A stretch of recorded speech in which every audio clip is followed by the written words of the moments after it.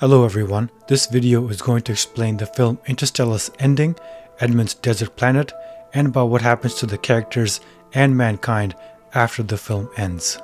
Firstly, a little bit about Edmund's planet, which is named after the particle physicist Wolf Edmunds, who was the first astronaut to land on the planet as part of the Lazarus missions. The film specifically states that only Miller's and man's planet orbit the black hole Gargantua, meaning that Edmund's planet instead orbits another nearby star and that the people on it do not experience any time dilation, unlike Miller's planet, which is near the black hole's horizon. Edmund's planet is the only known habitable planet in the system. The planet has breathable air, which suggests biological activity that is providing oxygen for the entire planet.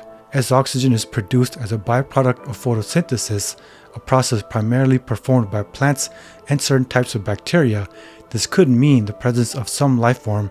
Edmunds is a desert planet with a barren landscape. Some people have speculated that the planet has multiple different biomes like Earth, and that Edmund and Brand simply landed in a desert part of it. However, here we see Edmund's planet on a screen which is predominantly red throughout, compared to the other planets, to indicate that most of the surface is covered with dust particles. This here is Miller's water planet, this is man's frozen world, and this is Edmund's planet, which again is shown to be a blurry red, indicating that it is mostly covered with dust particles. The planet also has gravity similar to Earth's, because we see Brand moving normally on Edmund's world compared to how slowly she moved through the water on Miller's planet, which had 130% gravity compared to Earth. And she was unable to move the debris off of her because it weighed a lot more due to the higher gravity.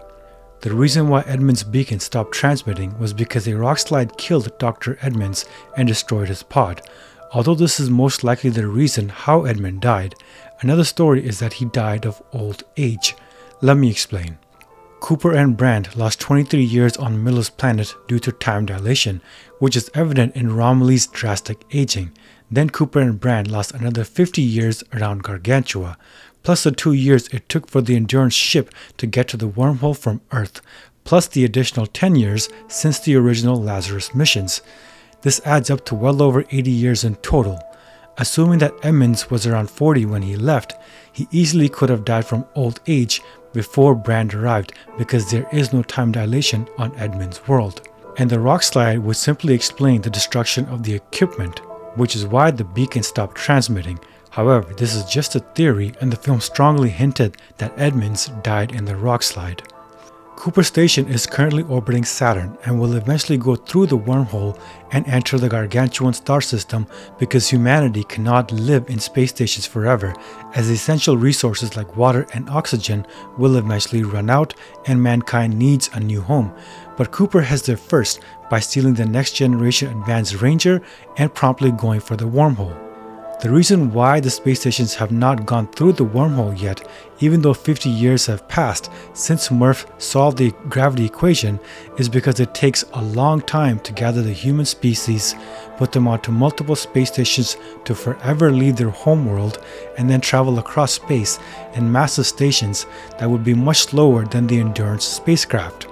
Even when reaching near the wormhole, there is still great uncertainty of what lies on the other side, because nobody believed Murph when she said that it was actually her father Cooper that helped her solve the gravity equation.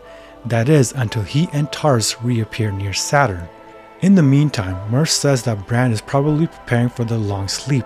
Since there is no communication between the two sides of the wormhole, while Cooper waited for 2 weeks for Murph to arrive at Cooper Station, he could have told NASA about the events that transpired and how Brand should now be on Edmunds after the slingshot around Gargantua.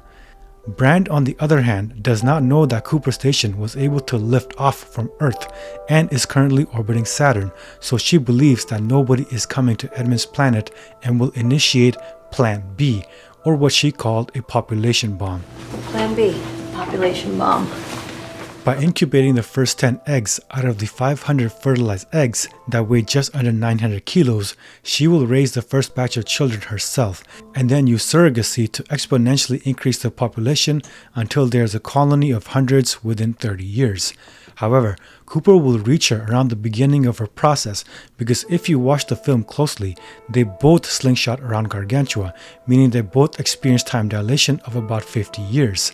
Assuming that Bran was able to escape Gargantua's gravity relatively close to when Cooper fell in it, they both would be of similar age because Edmund's planet does not experience time dilation. And since Cooper is already close to Saturn and the wormhole and has a faster ranger, he would arrive there quickly to inform her that Plan A has miraculously worked and that mankind has indeed taken off from Earth. If Bran has not transmitted the data back yet, then Cooper will do so upon arriving at Edmunds, letting the space stations know that it is safe to go through the wormhole and reach the planet, where they will build mankind's new home.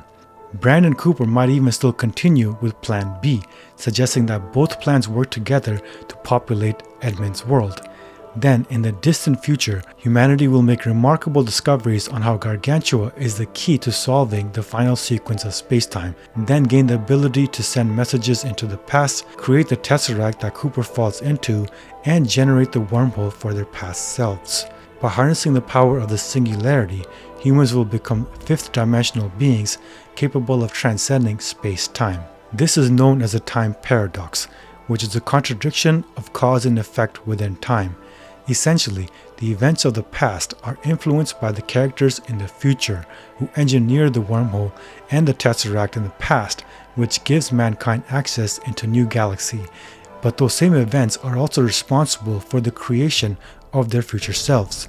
It is a never-ending cycle that has no clear beginning or end and makes you think about the nature of fate and free will.